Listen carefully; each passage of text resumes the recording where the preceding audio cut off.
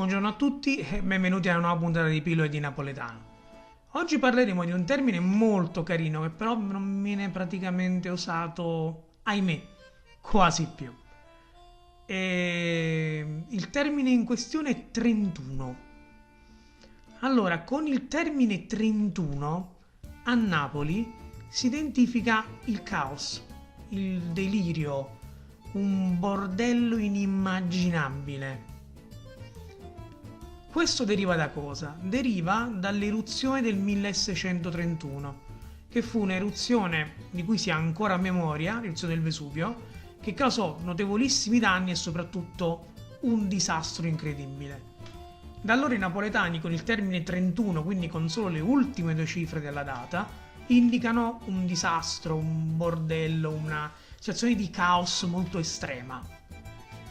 Magari è successo 31, è successo il finimondo.